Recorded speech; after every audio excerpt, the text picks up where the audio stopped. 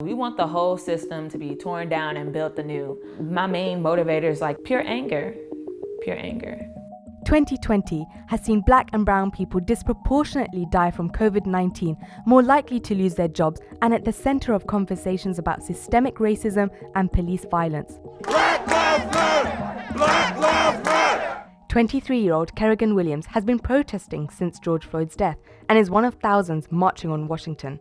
Folks do not have jobs. Our felons cannot get jobs. Our citizens cannot get jobs. Our DC residents cannot get jobs. Still fighting for those same liberties and protections that we were supposed to have 57 years ago after that speech. Martin Luther King Jr. delivered his I Have a Dream speech in DC 57 years ago. But the event wasn't just a call for racial harmony. I think it's important that people remember that the original March on Washington in 1963 was actually titled the March on Washington for Jobs and Freedom. So how have Kerrigan and others been organizing for change in 2020 in the middle of an economic, health, and social crisis? Freedom Fighters DC is a group of like-minded individuals that are constantly fighting for the abolition of prison systems and police, and also continuing the fight for Black liberation. Kerrigan and 6 others founded Freedom Fighters DC and have mobilized thousands into action, including this sit-in at the US Capitol days after Floyd's death. In a country hit by unexpected crisis, the group doesn't want to see a return to the old normal. The system isn't meant to protect us, so organizing is starting from the ground up. So I think that that's different from the political power that we know today. It starts with moments like these to talk to people. What does our future look like? Having a robust conversation about imagining new systems, a new world. We don't know what a society is without prisons, without crimes and cops, and that fear indoctrinated into us. So these types of conversations allow you to reflect on yourself and spread it into the community. The FFDC has a clear plan of action. It includes mutual aid drives to help those who've lost their jobs in the pandemic, teach-ins and workshops, and even group therapy for organizers. Power in this moment, in this racial climate, looks like FFDC. It looks like folks, just like regular people, like, you know what, I want to do something in my community, I'm gonna do it. And the community, like, okay, I see you, I'm gonna pour into that. For Kerrigan, the death of George Floyd sparked memories that were close to home. I grew up in a neighborhood named Greenspoint in Houston, Texas. I also was raised a little bit in 3rd Ward. That is where George Floyd was from. She says she saw firsthand the systemic racial injustice that so many are protesting in the US. Went to Sam Houston University in Huntsville, Texas. This is the campus right here, and this is Death Row. You can see the white smoke in the air right from campus from when somebody dies on death row. You see a whole bunch of people out there picketing and protesting different executions. Kerrigan moved to Washington, D.C. for grad school, and like many others, started organizing in this year's protests. Between late May and the end of June, there have been at least 5,000 anti-racism demonstrations in the US. Over half of those polled in another study were under 30. And Kerrigan's approach? Imagine that there's a fly in your ear, a mosquito, just right here, just buzzing, buzzing, buzzing. The annoyance of being out in the streets, the annoyance of people always having to set up barricades just because these folks are yelling in your face again. Hey, this is happening.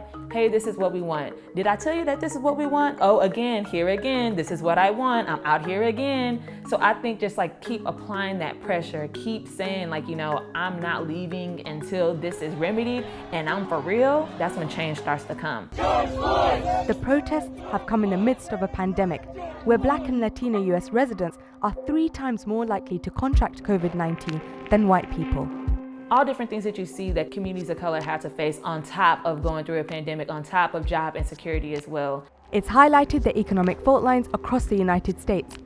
For some activists, the movement is also about helping the community at a local level, and this includes mutual aid, a shared effort where people exchange resources and services with their neighbors. Mutual aid is the community helping the community. It's all about us keeping us safe and cared for. So if you need any different items like household items, toiletries, feminine items, mutual aid will be us giving that back to the community that doesn't have access to that. Kerrigan says she is influenced by the Black liberation movement that came before, which campaigned for economic and social justice. but the survivor programs are tools and institutions by which we unify our people around.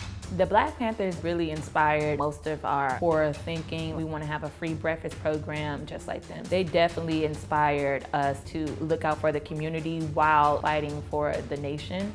Thousands have been gearing up to protest in the Capitol on the 57th anniversary of the March on Washington. Some 250,000 people gathered in front of the Lincoln Memorial in Washington, D.C. to hear Martin Luther King Jr.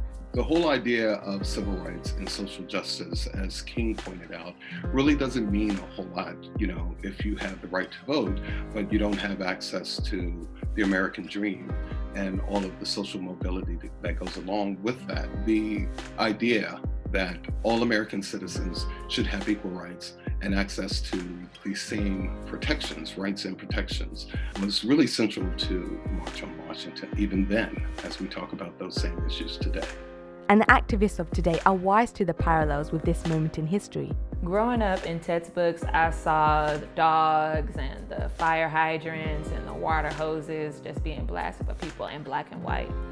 Now, I think that the Black Lives Matter movement would look like tear gas, just clouds of smoke, with street medics trying to administer aid, people being carried out because they were beaten so brutally. August 28, 2020, billed as the biggest march of the year.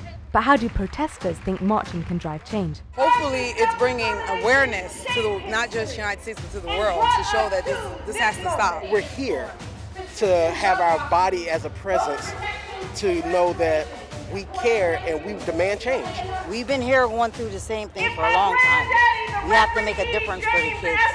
Get a group of people like this together, it's the beginning of change, and we need a reminder of that. Decades on from MLK's March on Washington, people are still protesting for an end to systemic racism.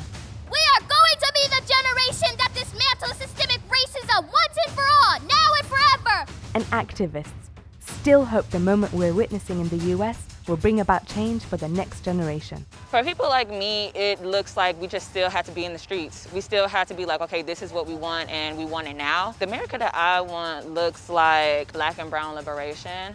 It looks like all folks won't be scared of the folks that are supposed to serve and protect us. I'm not sure how to unlearn certain things about being Black means this. Being Black means you have to be sad all the time. Being Black means that you have to see your brothers and sisters killed all the time.